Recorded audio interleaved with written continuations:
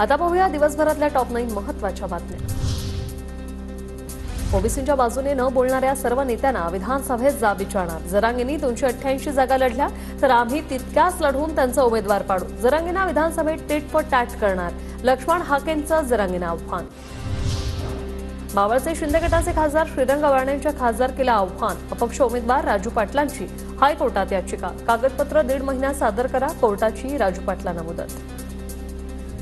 पूर्ण पक्ष सोबत घेण्याची अजितदादांकडे शक्ती। यावेळी अजित पवार मुख्यमंत्री बनतील। महायुतीत आम्हाला 90 जागा मिळाव्या। धर्मराव पवारराम यांची प्रतिक्रिया। वडिलांना राज्यपाल बनवणार वचन दिलं होतं, अजूनही निर्णय नाही। अमरावतीतून माघार घेण्याची विनंती करत भाजपनं वचन दिलं होतं। अभिजित अडसूळ यांचा भाजपवर निशाणा। मनसे अध्यक्ष राज ठाकरेंनी आज नांदेडमध्ये हुजूर साहेब गुरुद्वारामध्ये टेकला माथा।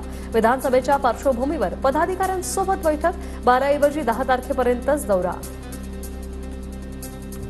नांदेडमध्ये अशोक चव्हाणांना धक्का बसण्याची शक्यता। चव्हाणांचे जवळचे मित्र माजी राज्यमंत्री डीपी सावंत काँग्रेसकडून तिकिटासाठी इच्छुक। नांदेड उत्तरमधून मागितली उमेदवारी। पंतप्रधान नरेंद्र मोदी 10 ऑगस्टला वायनाडला जाऊन दरड कोसळलेल्या भागाची पाहणी करणार। 138 लोक अजूनही बेपत्ता। 10व्या दिवशीही बचाव कार्य सुरू।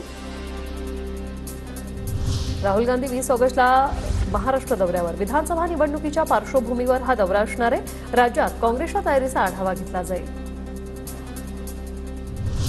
जपानमध्ये 7.1 रिश्टर स्केल तीव्रतेचा भूकंप। भूकंपानंतर जपानच्या दक्षिणेकडील बेटांना त्सुनामीचा इशारा।